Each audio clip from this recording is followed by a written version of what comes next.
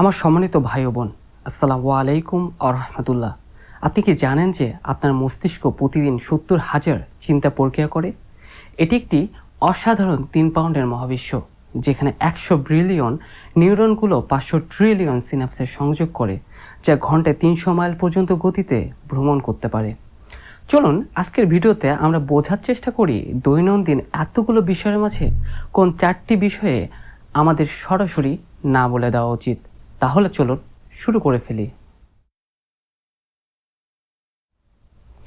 সৎসঙ্গে স্বর্গবাস, অসৎসঙ্গে সর্বনাশ। এই প্রবাদটি আমরা সকলেই জানি, কিন্তু মানি না। কারণে অকারণে অসংখ্য মানুষের সাথে আমাদের চলাফেরা করতে হয়, যাদের মধ্যে সকল পেশার মানুষকেই খুঁজে পাওয়া যায়। এদের পেশা যেমন বৈচিত্র্যময়, তেমনই বৈচিত্র্যময় এদের চরিত্র। সবার সাথে সুসম্পর্ক রাখার জন্য আমাদের অনেক সময় তাদের আসল চেহারা বুঝতে কষ্ট হয়। সমাজের অনেকেই আছে যারা মিষ্টি কথার আড়ালে বিপজ্জনক নেশার সাথে আমাদের পরিচয় করিয়ে দিতে চায়। নেশা কখনো ভালো ফল বয়ে আনে না। একবার এই পথে পা বাড়ালে নিজের জীবনের পাশাপাশি পরিবার এবং সমাজকেও ক্ষতির সম্মুখীন হতে হয়। মহান রব সূরা বাকারার ২১৯ নম্বর আয়াতে আমাদের জন্য মদ ও অন্যান্য নেশাজাতীয় দ্রব্য হারাম করেছেন। বুখারী শরীফ অধ্যায় ৬৫ হাদিস ৬৬। আয়েশা রাদিয়াল্লাহু তাআলা আনহা বর্ণনা করেন, যখন সূরা আল বাকারার শেষ আয়াতগুলো নাজিল হলো, তখন আল্লাহর রাসূল সাল্লাল্লাহু আলাইহি ওয়াসাল্লাম আমাদের সামনে দাঁড়িয়ে সেগুলো তেলাওয়াত করলেন এবং তারপর মদ বিক্রি নিষিদ্ধ করলেন।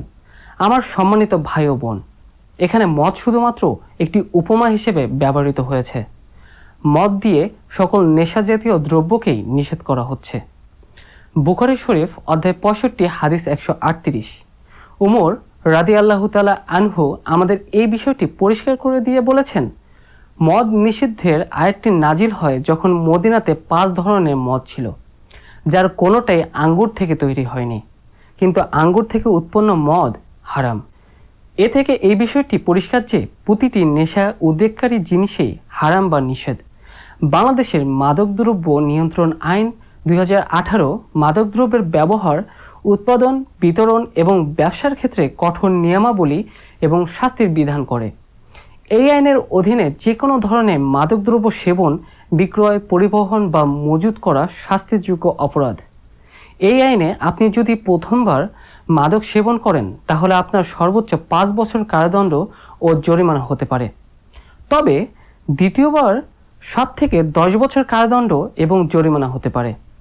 তাই আমাদের সতর্ক থাকা উচিত এবং সৎ মানুষের সঙ্গে সম্পর্ক বজায় রাখা উচিত। ভালো বন্ধু আর সঠিক পরামর্শই পারে আমাদের সঠিক পথে এগিয়ে নিতে। তাই এখন থেকে কেউ আপনাকে হারাম কিছু খেতে বা পান করতে বললে তাকে সরাসরি না বলে দিন। ব্যবসা একটি স্বাধীন পেশা। ব্যবসায় সফলতা আপনার পৌঁছানোর অবস্থান দ্বারা নয়, বরং আপনি যে বাধাগুলো অতিক্রম করেন তা দ্বারা পরিমাপ করা হয়। উদ্যোক্তার মূল বিষয় হলো নিরলস অধ্যাবসায়ের মাধ্যমে স্বপ্নকে বাস্তবে রূপান্তরিত করা। প্রতিটি ব্যর্থতা একটি অবিশ্বাস্য প্রত্যাবর্তনের প্রস্তুতি। একজন সত্যিকারের উদ্যোক্তা বাধার মধ্যে সুযোগ দেখতে পান। ব্যবসায়ের সফলতা কেবল ভাগ্যের উপর নির্ভর করে না, এটি স্মার্ট সিদ্ধান্ত নেওয়া, ব্যর্থতা থেকে শিক্ষা নেওয়া এবং কখনোই হার না মানার উপর নির্ভর করে। প্রতিটি চ্যালেঞ্জ শক্তিশালী এবং বুদ্ধিমান হওয়ার একটি সুযোগ। কিন্তু অনেক বিজনেসম্যান এই সাধারণ কথাগুলো বোঝে না বা বুঝতে চান না। মনে রাখবেন, প্রতারণার উপর নির্মিত ব্যবসা শেষ পর্যন্ত ধ্বংস হবে। স্থায়ী সফলতার জন্য প্রয়োজন সততা, স্বচ্ছতা এবং নৈতিক অনুশীলন। ব্যবসায় আপনার কথা আপনার বন্ধন। স্বল্পমেয়াদী লাভের জন্য সেই বন্ধন ভাঙা দীর্ঘমেয়াদী ক্ষতির দিকে নিয়ে যায়।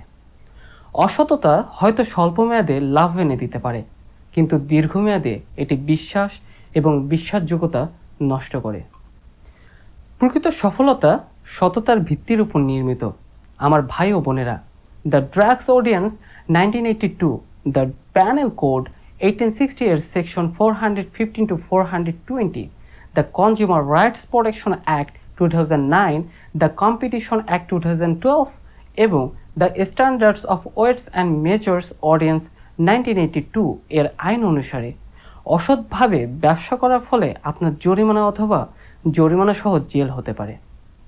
অন্যদিকে আল্লাহ আমাদের পবিত্র আল কুরআনে ব্যবসা সম্পর্কে উপদেশ দিয়েছেন।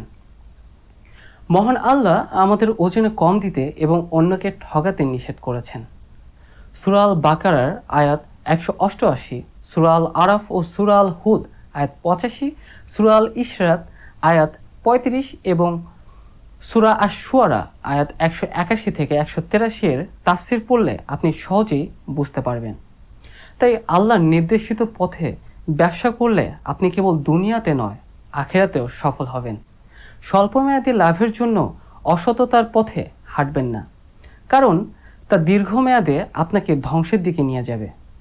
সততা, স্বচ্ছতা এবং নৈতিকতার ভিত্তিতে আপনার ব্যবসা পরিচালনা করুন। আমার সম্মানিত ভাই ও বোন, আমাদের চারপাশে বাবা মা, আত্মীয় স্বজন, বন্ধুবান্ধব সহ অনেকেই থাকে। কখনো হঠাৎ করে এমন পরিস্থিতি চলে আসে যে তাদের পক্ষ হয়ে আমাদের অনেক সময় মিথ্যে সাক্ষী দিতে হয়। আমরা বুঝে বা না বুঝে এই কাজটি করে থাকি। বাংলাদেশের আইন অনুযায়ী আপনি যদি মিথ্যে সাক্ষী দেন তাহলে আপনার বিভিন্ন ধরনের শাস্তি হতে পারে। সর্বনিম্ন 6 মাস কারাদণ্ড, এমনকি মৃত্যুদণ্ড পর্যন্ত হতে পারে। দ্য পেনাল কোড 1860 এর সেকশন 193 অনুসারে যদি কেউ আদালতে বা বিচারিক কার্যধারায় ইচ্ছাকৃতভাবে মিথ্যা সাক্ষী দেয় তাহলে তাকে সর্বোচ্চ 7 বছর পর্যন্ত সশ্রম কারাদণ্ড এবং জরিমানা দেওয়া হতে পারে। অন্য মামলায় মিথ্যা সাক্ষ্য দিলে সর্বোচ্চ 3 বছর পর্যন্ত সশ্রম কারাদণ্ড এবং জরিমানা হতে পারে। এভাবে দ্য পেনাল কোড 1860 এর সেকশন 191, 192, 194 এবং 195 সহ বিভিন্ন সেকশনে মিথ্যে সাক্ষী দেওয়ার শাস্তি বর্ণনা করা হয়েছে। এই শাস্তিগুলো আপনার উপর তখনই কার্যকর হবে যখন আপনি বাংলাদেশের কোনো কোর্টে মিথ্যে সাক্ষী দিবেন। কিন্তু ইসলামে মিথ্যে সাক্ষী দেওয়া একটি জঘন্যতম অপরাধ। পবিত্র আল কুরআনের সূরা বাকারার 82 নম্বর আয়াতে আল্লাহ বলেন, তোমরা সত্যকে অসত্যের সাথে মিশ্রিত করো না এবং জেনে শুনে সত্য গোপন করো না। অন্যদিকে সহিহ বুখারী অধ্যায় 78 হাদিস 121 আব্দুল্লাহ রাদিয়াল্লাহু তাআলা আনহু বর্ণনা করেন, নবী সাল্লাল্লাহু আলাইহি সাল্লাম বলেছেন, সত্যতা ন্যায়ের দিকে নিয়ে যায় এবং ন্যায় জান্নাতের দিকে নিয়ে যায়। আর একজন মানুষ সত্য কথা বলতে থাকে যতক্ষণ না সে সত্যবাদী হয়ে যায়। মিথ্যা মানুষকে পাপের দিকে নিয়ে যায় এবং পাপ মানুষকে জাহান্নামের দিকে নিয়ে যায়। এবং একজন মানুষ মিথ্যে বলতে বলতে আল্লাহর কাছে মিথ্যেবাদী হিসেবে লিখিত হয়ে যায়। তাই যত দ্রুত সম্ভব মিথ্যা বলা থেকে বিরত থাকুন। কেউ আপনাকে মিথ্যে সাক্ষী দিতে বললে সরাসরি তাকে নিষেধ করে দিন। আমার সম্মানিত ভাই ও বোন, চলমান বিশ্বে বহুল পরিচিত যে শব্দটি তা হচ্ছে সুদ। বর্তমানে আপনি যেখানেই থাকুন না কেন সুদ যেন আপনার পিছনে ছাড়বে না। ব্যক্তিগত পর্যায় থেকে রাষ্ট্র আর রাষ্ট্র থেকে বিশ্ব অর্থনীতি আজ যেন সুদের চাদর দিয়ে গা ঢাকা দিয়েছে। তবে আমি রাষ্ট্র বা বিশ্বের সুদ অর্থনীতি নিয়ে কথা বলে আপনার সময় নষ্ট করতে যাচ্ছি না, কারণ আমি বিশ্বাস করি ব্যক্তিগত প্রচেষ্টা রাষ্ট্রের পরিবর্তন নিয়ে আসে এবং রাষ্ট্রের পরিবর্তন বিশ্বের পরিবর্তনে রূপান্তরিত হয়। সহিহ মুসলিম অধ্যায় 22 এর 132 নম্বর হাদিসের মাধ্যমে আমরা জানতে পারি, সুদ যে দেয়, যে সুদ নেয় এবং যে সুদের দলিল লেখে এবং সুদ লেনদেনে যারা সাক্ষী থাকে তারা প্রত্যেকেই সমান অপরাধী। বাংলাদেশ 91.04% বা 153.7 মিলিয়ন মুসলিম নিয়ে বিশ্বের চতুর্থ বৃহত্তম মুসলিম প্রধান দেশ। যদিও বা বাংলাদেশের অর্থনীতিতে ইসলামিক আইন এর ছিটে ফোঁটাও নেই।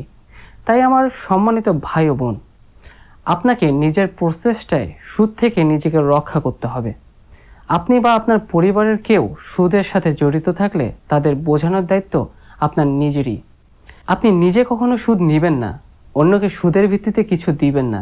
যেখানে সুদ লেনদেনের দলিল লেখা হবে অথবা সাক্ষী থাকতে হবে, সে জায়গা থেকে কৌশলে পালিয়ে যান। আমরা বিভিন্ন সময় স্বর্ণের পরিবর্তে স্বর্ণ, ধানের পরিবর্তে ধান, গমের পরিবর্তে গম ক্রয় করে থাকি, কিন্তু ছোট কিছু ভুলের জন্য সুদের বেড়াজালে নিজেকে ঘিরে ফেলি।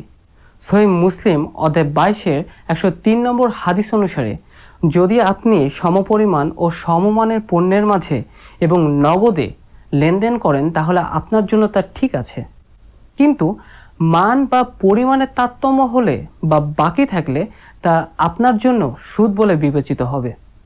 তাই আমার সম্মানিত ভাই বোন, আমরা সুদের সঠিক অর্থ বুঝব এবং সুদ থেকে নিজেকে নিরাপদ রাখব যতটুকু সম্ভব।